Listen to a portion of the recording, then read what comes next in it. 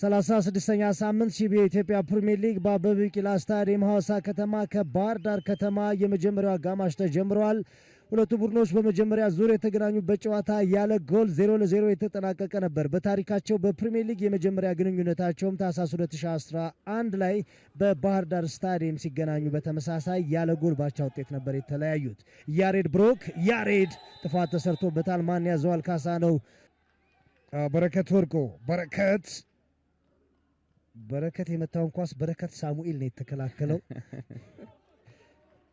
ለበረከት የባህር ዳር አምበል በረከት ጥጋቡ ሶስት በረከቶችን የተመለከትን የነዚህ ሁሉ በረከቶች ስብስብ ለተመልካች ለኛም የጎል በረከት ማምጣት አለበት።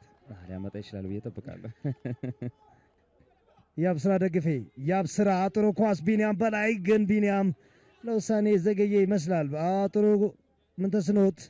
ምንተስኖት ቶማስ አሰልጣኝ ተመስገን ዳና ዘንድሮ ድል ከሰጧቸው ተጫዋቾች በደንብ በአግባቡ ፐርፎርም እያደረገ የሚገኘውና በወጥ ብቃት ብዙ ጨዋታዎችን እየቆጠረ የሚገኘው ምንተስኖት ቶማስ ነው። አንተነህ ተፈራ፣ አንተነህ ወንዶሶን በለጠ፣ መንግስት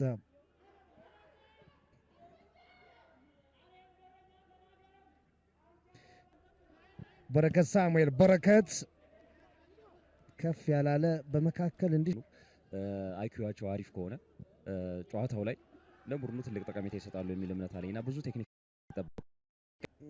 ጥራት ያለው የጎል እድል ይህ ነው። ሰኢድ ሀብታሙን ያሞገስንበት ጥሩ ሴቭ።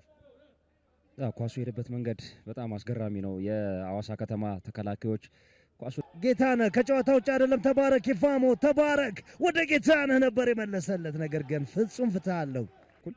በደንብ በተደራጀ መልኩ ሲሳተፉ ተመለከትናቸው። አደገኛው መስመራቸው ይሄ ነው። ተባረክ ይፋሞ በሚገኝበት ለወትሮ የአብስራ ደግፌ በዚህ ቦታ ላይ የመታኝ አሁን ወንዶሰን ነው በድጋሚ የሰጠው።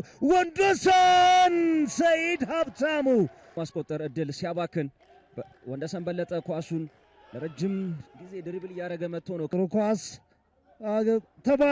ተባረክ ይፋሞ ድብን በሚል ነው። ጥሩ የማጥቃት እንቅስቃሴ ነው በሐዋሳ ከተማ በኩል። ቢኒያም በላይ በጥሩ ሁኔታ ነበረ ሰንጣቂ ኳስ ለተባረክ ይፋሞ የሰጠው። ተባረክ ይፋሞ ኳሱን ለማስቆጠር በሚያደርገው ጥረት ግን ጨዋታውን ተረድቶ ወደፊት የወጣው ፔፔ ሴዶ በግሩም ሁኔታ ነው ኳሱን የመለሰው።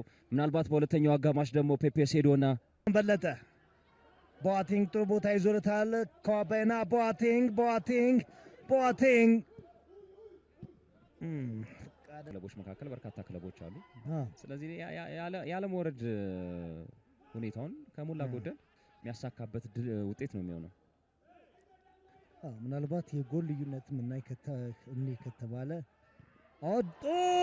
ሰኢድ ሀብታሙ የጨዋታው ኮከብነትን ምንምና ጎል እስካልተቆጠረ ድረስ አንተነህ ሰኢድ አልነካውም። ልክ ከጎል በረከት ወርቁ ተጽዕኖ ጥሩ ነበር አይደል አብዱ? በመከላከልም በኩል አልፎ አልፎ ደግሞ እንደ ፉልባክነቱ ወደፊትም እየሄደ ጥቃት ለማድረስ ጥረት ያደርግ ነበረ። ሰኢድ ሀብታሙ ላይ ሞከራትን እንኳን እናስታውሳለንና የዛሬ ተጽዕኖ ጥሩ ነበር የበረከት ወርቁ። ኦልሞስት ጨዋታው እየተጠናቀቀ ነው። ትንሳኤ አዲስ ኳስ ሳይነካ ይመስላል የሚጠናቀቀው። ቢተባበሩት ጥሩ ነው። ተጫውቻለሁ ወይም ደግሞ የጨዋታው አካል ነኝ ማለት ይችላል ትንሳኤ አዲስ።